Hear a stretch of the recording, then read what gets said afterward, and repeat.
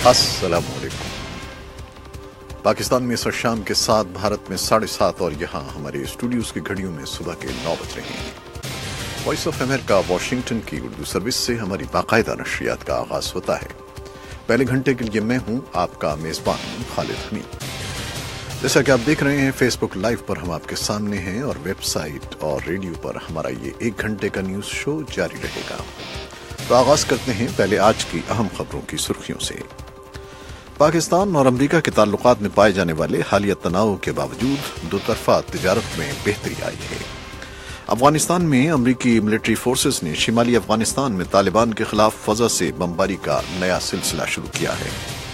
मुसलसल फजाई हमलों से तालिबान की आमदनी के जराए और खुफिया पनागाहों को नुकसान पहुंचाया गया है।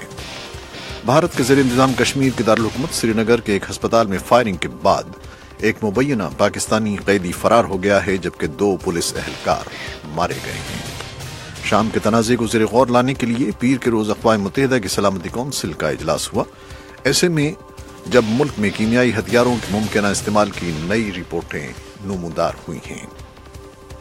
एशिया के बाज़ारी हिस्स में भी उसके बाद सख्त मंदी देखी गई और मंगल के रोज़ स्टॉक अशहरिया अपने मेयार से नीचे गिर गया, जबकि एक रोज पहले पीर के रोज अमरीकी वॉल स्ट्रीट में सख्त गिरावट हुई थी। ये थी 6 सुर्खियां और तफसील कुछ देर के बाद।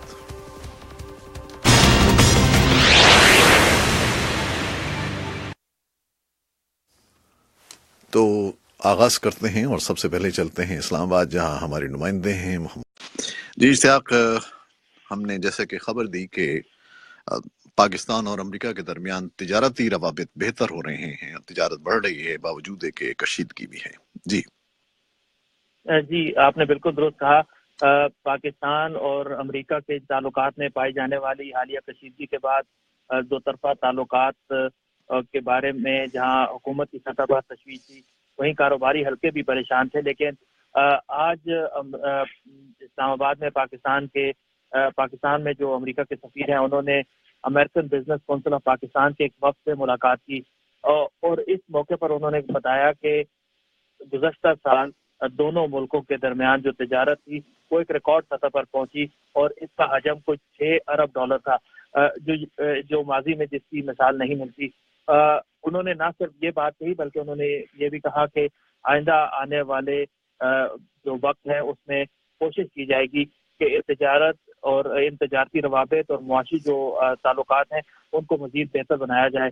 पाकिस्तान में जो कारोबारी हलकों का फौरी तौर पर जो रद्द-ए-अमल सामने आया, उनका यही कहना है कि ताल्लुकात में कशीदगी या तनाव अपनी जगह, दोनों ममालिक के दरमियान कोई भी दो रियासतें उनके दरमियान बाज़ मामलात पर इख्तलाफ हो सकते हैं, लेकिन अगर वो कारोबारी और एक मुआशी ताल्लुकात बहाल रहेंगे या वो फ़रोग़ पाएंगे तो उनके असरात भी फिर आगे जाकर हुकूमतों के ताल्लुकात पर भी पड़ेंगे। तो ये फौरी रद्द-ए-अमल सामने आया है। इस बार पाकिस्तान में जो मुआशी माहिरीन है उनका ये भी कहना है कि अमेरिका और चीन के दरमियान जो बाज़ मामलात पर दूरियां हैं, लेकिन वो दोनों बहुत बड़े तजारती शराकतदार हैं।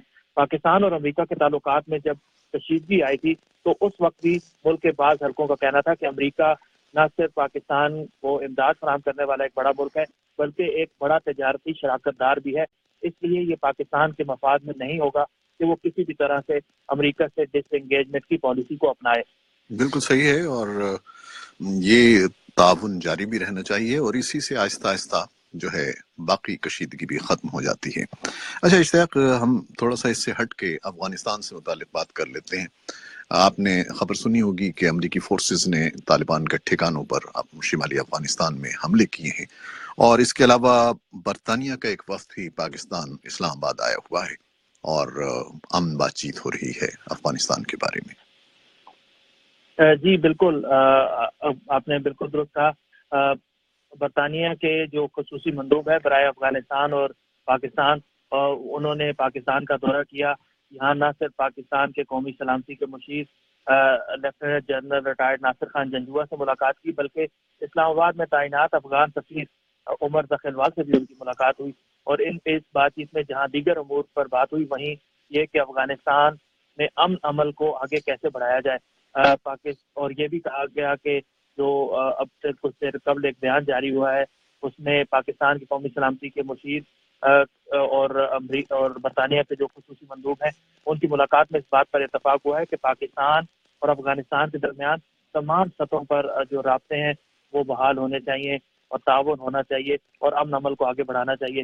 جہاں تک آپ نے بات کی کہ افغانستان میں نئی فضائی کارروائیوں کی، وہ یقیناً ایک بڑی پیش رفت ہے، اور اس کی ایک بڑی وجہ یہ ہے کہ رواں سال کے آغاز کے بعد ہی سے افغانستان میں طالبان کے اور دیگر جو ایک حملے کی ذمہ داری داعش نے بھی قبول کی ہے، ان کے حملوں میں اضافہ ہوا ہے اور بڑا جانی نقصان ہوا ہے.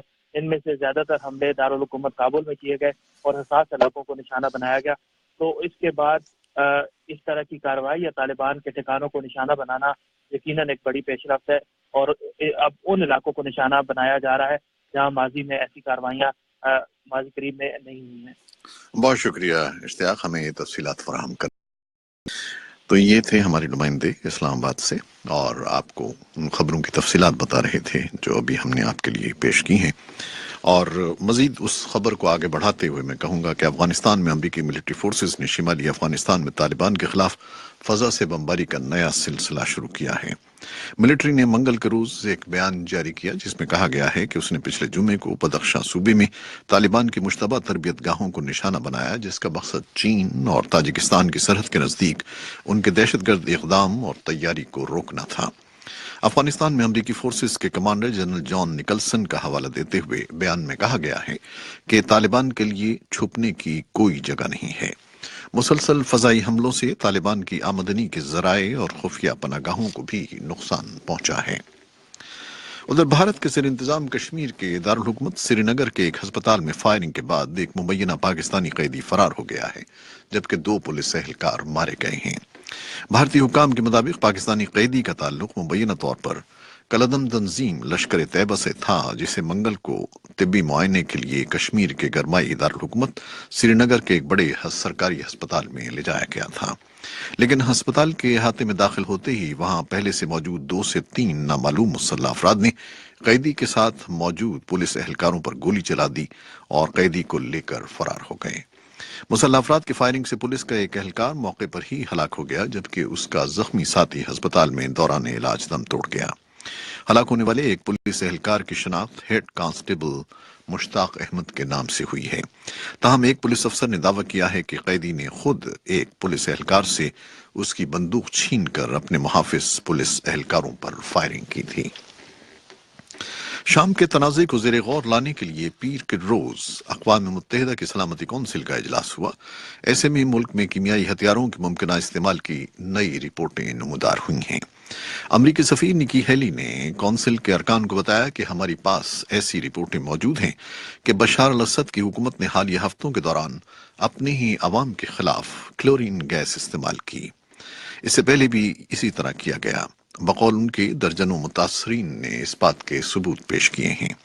شام میں طبی گروپ اور امدادی کارکنان نے رپورٹیں دی ہیں کہ متعدد شہریوں کے جسم پر کلورین گیس کے نشانات دیکھے گئے ہیں، جن میں سانس لینے میں دقت اور کپڑوں سے کلورین گیس کی بو شامل ہے، جس سے قبل رات گئے صوبے ادلیب کے سراقیب قصبے پر کیمیائی گیس کے حملے کی رپورٹیں موصول ہوئی تھیں.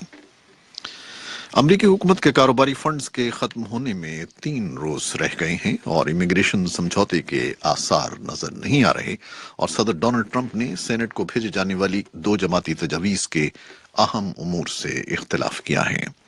ٹرمپ نے ایک ٹویٹ میں کہا کہ ڈاکا پر کوئی سمجھوتا جس میں سخت سرحدی سیکیورٹی اور انتہائی ضروری دیوار کی تعمیر شامل نہ ہو، یہ وقت کا ضیاع ہوگا.